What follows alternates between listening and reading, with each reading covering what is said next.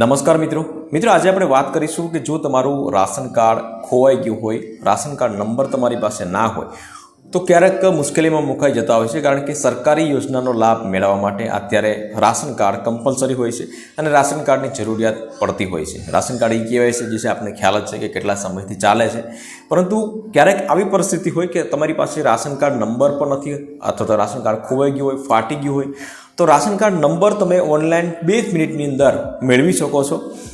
તમારો અથવા તો તમારા ગામની અંદર કોઈ પણ સભ્ય હોય તો એનો રાશન કાર્ડ નંબર તમે મેળવી શકો છો અને રાશન કાર્ડ નંબર મેળવી અને તમે એનો નવું રાશન કાર્ડ તમે મામલતદાર કચેરીથી તમે કઢાવી શકો છો।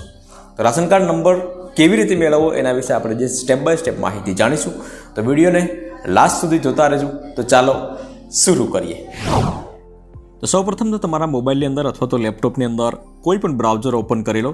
બ્રાઉઝર ઓપન કર્યા પછી તમારે અહીંયા વેબસાઇટ સર્ચ કરવાની છે। આ પ્રમાણે વેબસાઇટ છે, તમે જોઈ શકો છો, DCS/ કરીને DOF કરીને ગુજરાત કરીને છે। તો આ વેબસાઇટ આખી મોટી વેબસાઇટ છે, લાંબી વેબસાઇટ છે, એટલા માટે હું નીચે ડિસ્ક્રિપ્શન બોક્સમાં રાખી દઈશ, તો ત્યાંથી તમે ડાયરેક્ટ આ પેજ ઉપર આવી શકશો। આ પેજ ઉપર આવી જાવ એટલે તમારે ડાયરેક્ટ નીચે સ્ક્રોલ કરવાનું રહેશે અને ઘણા બધા ઓપ્શન આવી જશે।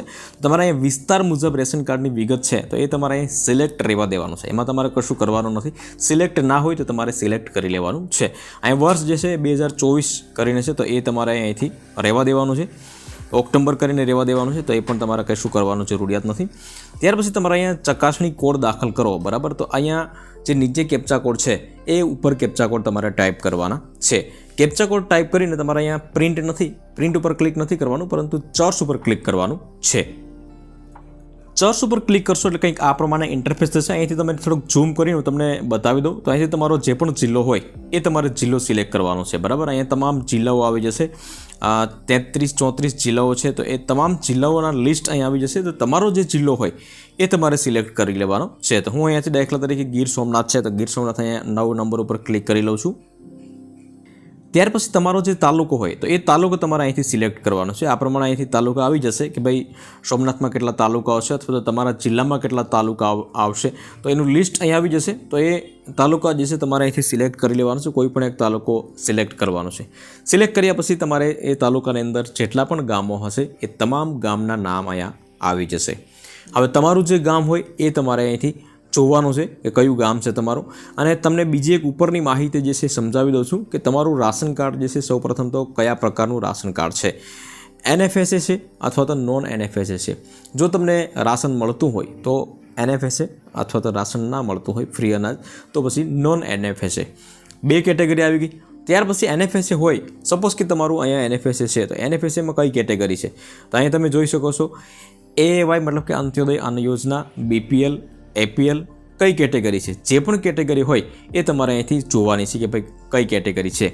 સપોઝ કે તમારે અહીં તમે જોઈ શકો છો કે APL 1 રેશન કાર્ડ છે, તો અહીંયા આ તમારું ગામ છે, તો અહીંયા તમારે સર્ચ કરવાનું છે કે APL 1માં મારું છે, તો અહીંયા તમે 649 ટોટલ રાશન કાર્ડ છે આ ગામની અંદર, એ APL 1માં છે, તો એમાં તમારે ક્લિક કરવાનું છે। તો આમાં ક્લિક કરશો એટલે 649 જેટલા પણ તમારા ગામના લોકો છે તો એ તમામની લિસ્ટ આવી જશે, આખી પૂરી લિસ્ટ આવી જશે। તો આપણે અહીંથી એક વખત ક્લિક કરી લઈએ। ક્લિક કર્યા પછી તમારા અહીંયા જેટલા પણ 649 કે 59 જે પણ છે તો એ તમામના અહીંયા નામ આવી જશે। અહીંયા રાશન કાર્ડમાં કેટલા નામ છે એ પણ આવી જશે। અહીંયા તમારો જિલ્લો જે પણ તમારો એડ્રેસ હોય તો એ આવી જશે। NFSA 1 APL 1 કરીને છે તો એ તમારું કઈ કેટેગરીમાં છે તો એ આવી જશે। અને ત્યાર પછી તમારો અહીંયા રાશન કાર્ડ નંબર પર તમે જોઈ શકો છો, અહીંયા ઉપર જે છે અહીંયા રેશન કાર્ડ નંબર, તો આ જે છે રેશન કાર્ડ નંબર છે અને એ રેશન કાર્ડ નંબરથી તમે જ્યારે પણ તમારે કોઈ પણ મામલતદાર જઈ અને તમારે પ્રિન્ટ આઉટ કરી શકો છો, નવું રાશન કાર્ડ 40-50 રૂપિયામાં તમે કઢાવી શકો છો। અહીંથી તમે ચેકઆઉટ કરી શકશો। ઘણા બધા નામ છે, જેટલા પણ નામ હોય તો એ નામ તમે અહીંથી જોઈ શકશો।